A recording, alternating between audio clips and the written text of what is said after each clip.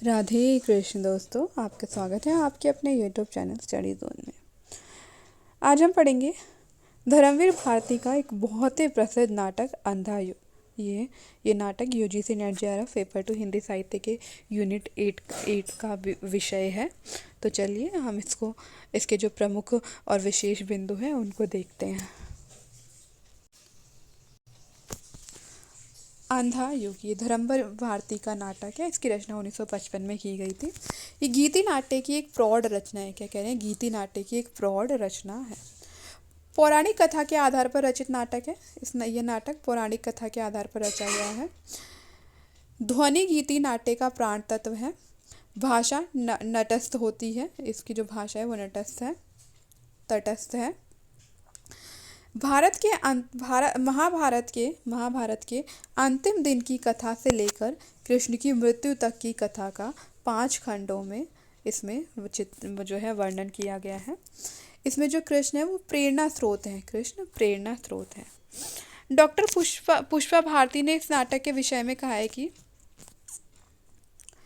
इस कथा के सहारे धर्मवीर भारती ने युद्धजन्य अर्धसत्य, कुंठाओं, अंधस्वार्थपरता, विवेक शून्यता आदि का उद्घाटन करते हुए इन्हीं के बीच उगती हुई मर्यादा, आस्था, कर्मपरता आदि की शुभ मंगलमयी ज्योति का जो उल्लेख किया है वह अंधगहर में भटकते हुए मानव के लिए निरंतर सहायक होगी। ये ज्योति कथाकार की नवीन उपलब्धि नहीं, बल्कि यह ज्योति गीता के अनासक्त कर्म योग से प्राप्त हुई है। कृष्ण व्याग को लुप्त हुई मर्यादा मंगल ज्योति की पुनः प्राप्ति के लिए आश्वस्त करते हैं। जो कृष्ण होते हैं वो एक व्याग होता है, उसको लुप्त हुई मर्यादा मंगल ज्योति की पुनः प्राप्ति के लिए आश्वस्त करते हैं। ये जो नाटक है ये 5 अंकों का नाटक है। जो इसका पहला अंक है वह कौरव नगरी है, दूसरा अंक पशु का उदय, तीसरा अंक अश्वत्थामा का अर्धसत्य है। पहले अंक में एक स्थापना आती है अंधा युग। चौथा अंक है गांधारी का श्राप। 5वां अंक है विजय, एक क्रमिक आत्महत्या। और इसमें एक अंत में आता है समापन, प्रभु की मृत्यु, जहाँ पर कृष्ण भगवान की मृत्यु का प्रसंग दिखाया जाता है। पंख पहिए और पट्टियाँ इस शीर्षक से, पंख पहिए और पट्टियाँ शीर्षक से जो तीसरा और चौथा अंक है, इन दोनों के मध्य में एक अंतराल की योजना की गई है। मंगलाचरण से इसकी शुरुआत होती है। अब इसके कुछ कथन देखते हैं। गांधारी कथन है कि लेकिन अंधी नहीं थी मैंने ये बाहर का वस्तु जगत अच्छी तरह जाना था। नैतिकता, मर्यादा, अनासक्ति, कृष्णार्पण, ये सब है अंधी प्रवृत्तियों की पोशाकें जिनमें कटे कपड़ों की आंखें सिली रहती हैं। गांधारी कथन है। अब यहाँ पे जो भविष्यवक्ता का कथन है, जब कोई भी मनुष्य अनासक्त होकर चुनौती देता है इतिहास को, उस दिन नक्षत्रों की दिशा बदल जाती है। नियति नहीं है पूर्व निर्धारित, उसको हर क्षण मानव निर्णय बनाता मिटाता है। गांधारी का कथन है कि होगी अवश्य होगी जय, मेरी यह आशा यदि अंधी है तो हो, पर जीतेगा दुर्योधन जीतेगा। व्यास, जो ऋषि व्यास थे, उन्होंने संजय को दिव्य दृष्टि दी थी और अवध्य का वरदान दिया था। क्या कहा कि उसको दिव्य दृष्टि दी थी और अवध्य का वरदान दिया था, जिसी दिव्य दृष्टि के कारण वे पूरी महाभारत की कथा गांधारी और धृतराष्ट्र को सुनाता है।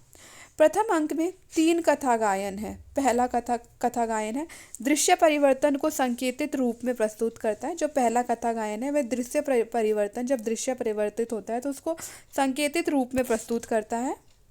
प्रथम अंक का जो गीत है वो इस प्रकार से कि दोनों ही पक्षों में जीता अंधापन, भय का अंधापन, ममता का अंधापन, अधिकारों का अंधापन जीत गया, जो कुछ सुंदरता, सुप्ता, कोमलता वह हार गया, द्वापर युग बीत गया।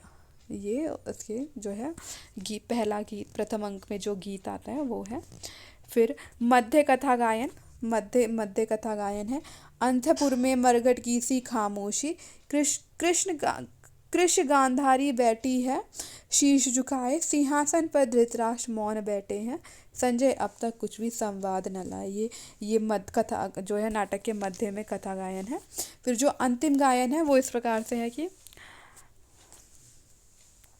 आसन्न पराजय वाली इस नगरी में सब नष्ट हुई पद्धतियाँ। धीमे धीमे ये शाम पराजय की, भय की, संशय की, भर गए तिमिर से ये सूने गलियारे, जिसमें बूढ़ा झूठा भविष्य याचक सा है भटक रहा टुकड़े को हाथ पसारे। तो ये 3 कथा गायन आते हैं, पहला प्रारंभ में, फिर मध्य, फिर अंतिम। आगे देखते हैं। भीष्म ने कहा था, गुरु द्रोण ने कहा था, इसी अंतःपुर में आकर कृष्ण ने कहा था, मर्यादा मत तोड़ो।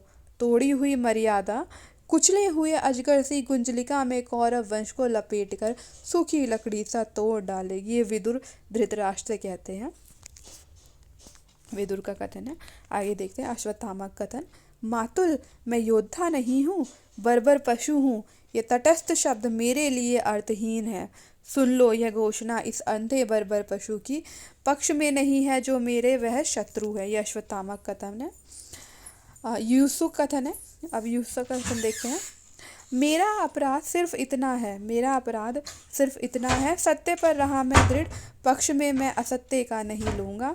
मैं भी कौरव हूँ, पर सत्य बड़ा है, कौरव वंश से अंतिम अंतिम परिणति में दोनों जर्जर करते हैं, पक्ष चाहे सत्य का हो अथवा असत्य का। जो ये यूसुफ थे, ये थे तो कौरव वंश के, लेकिन ये लड़े पांडवों की तरफ से थे। अश्वत्थामा का कथन है कि सुनते हो पिता, मैं इस प्रतिहिंसा में बिल्कुल अकेला हूँ। दुनिया की सारी मर्यादा बुद्धि केवल इस निपट अनाथ अश्वत्थामा पर ही लादी जाती है। संजय कथन है, अंधों को सत्य दिखाने में क्या मुझको भी अंधा होना है। आगे गांधारी का कथन है कि कृष्ण सुनो, तुम यदि चाहते तो रुक सकता था, युद्ध है मैंने प्रसव नहीं किया था, कंकाल ही है। कह रहे हैं कि कृष्ण सुनो, तुम यदि चाहते तो रुक सकता था, यह युद्ध यह मैंने प्रसव नहीं किया था, कंकाल ही है। इंगित पर तुम्हारे ही भीम ने अधर्म किया, क्यों नहीं तुमने वह शाप दिया भीम को, जो तुमने दिया निरपराध अश्वत्थामा को। तुमने किया है प्रभुता का दुरुपयोग।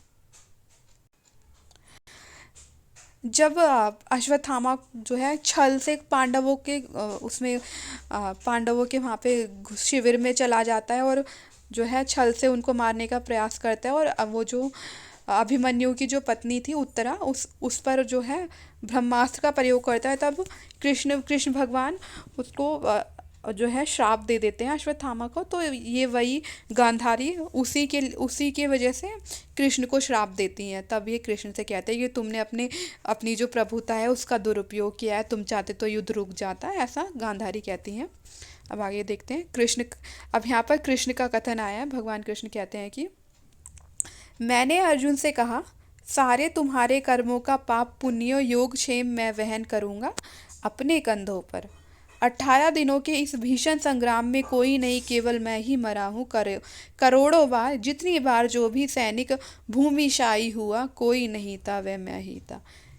क्या कह रहे हैं कृष्ण की इस युद्ध में जो भी इस 18 दिन के इस युद्ध में सिर्फ और सिर्फ मैं ही मरा हूँ। जितनी बार भी जो भी सैनिक मरता है वो सैनिक नहीं, मैं ही होता हूँ। आगे देखते हैं। कृपाचार्य का कथन है कि यह आत्महत्या होगी प्रतिध्वनित इस पूरी संस्कृति में, दर्शन में, धर्म में, कलाओं में, शासन में, व्यवस्था में आत्मघात होगा, बस अंतिम लक्ष्य मानव का। ये जब यूसु जो होते हैं वो होते तो कौरव की तरफ के, लेकिन वो युद्ध पांडवों की साइड से लड़ते हैं। तो इस वजह से उनको ना तो जो है गांधारी भी एक्सेप्ट नहीं करती है, मतलब इनको कौरवों की तरफ से भी अपमानित होना पड़ता है और पांडवों की तरफ से भी। तो वो अंत में आत्महत्या कर लेते, सब चीज़ों से परेशान होकर आत्महत्या कर लेते। तब ये कृपाचार्य उनकी आत्महत्या से जब परेशान हो जाते हैं, उसकी आत्महत्या की खबर सुन के, तब ये कृपाचार्य कहते हैं कि ये आत्महत्या होगी प्रतिध्वनित इस पूरी संस्कृति में, दर्शन में, धर्म में, कलाओं में, शासन व्यवस्था में आत्मघात होगा, बस अंतिम लक्ष्य है मानव का। अब युधिष्ठिर का कथन है, और विजय क्या है, एक लंबा और धीमा और तिल तिल कर फलीभूत होने वाला आत्मघात। अश्वत्थामा का कथन है, झूठे हैं ये स्तुति वचन, ये प्रशंसा वाक्य। कृष्ण ने किया है वही मैंने किया था, जो पांडव शिविर में सोया हुआ नशे में डूबा व्यक्ति होता है एक सा, उसने नशे में डूबे अपने बंधुजनों की है व्यापक हत्या। यूसुफ का कथन है, सुनता हूँ किसका सुर इन अंधलोकों में, किसको मिली है नई आस्था, नरपशु अश्वत्थामा को। आस्था नामक ये घिसा हुआ सिक्का अब मिला अश्वत्थामा को, जिसे नकली और खोटा समझकर मैं कूड़े पर फेंक चुका हूँ वर्षों पहले। जब युसु आत्महत्या कर लेते हैं तब वो प्रेत बन के घूमते हैं, और जब भगवान कृष्ण की को जब वो तीर लगता है, तब उस टाइम पर अश्वत्थामा को जो है भगवान के प्रति आस्था की भावना विकसित होने लगते हैं। तो उस वो वाले दृश्य को देखकर युसु कहते हैं ऐसा। अब संजय का कथन है, पर मैं तो हूँ निष्क्रिय निरपेक्ष सत्य, मार नहीं पाता हूँ, बचा नहीं पाता हूँ, कर्म से पृथक होता जाता हूँ, क्रमशः अर्थ अपने अस्तित्व का। अश्वत्थामा का कथन आगे देखते हैं। किया मैंने वध किंतु हाथ मेरे नहीं थे वे, हृदय मेरा नहीं था वे, अंधा युग पैठ गया था मेरी नस नस में, अंधी प्रतिहिंसा बन। आगे यूसु का ही कथन है कि होती होगी वधिकों की मृत्यु प्रभु के मरण से, किंतु रक्षा कैसे होगी अंधे युग में मानव भविष्य की प्रभु के इस कायर मरण के बाद। क्या कह रहे हैं, जब कृष्ण जी का जो है तीर लगने से उनकी मृत्यु हो जाती है, तब यूसु कहते हैं कि अब तो कृष्ण जी भी मर गए हैं, तो अब इस अंधे युग में मानव का भविष्य कैसा होगा भगवान जी के बाद। अब दूसरे अंक में एक गीत आता है, दूसरे अंक का गायन है। संजय तटस्थ शब्दों का शिल्पी है, पर वह भी भटक गया असमंजस के वन में, दायित्व गहन भाषा अपूर्ण, श्रोता अंधे पर सत्य वही देगा उनको संकट के क्षण में।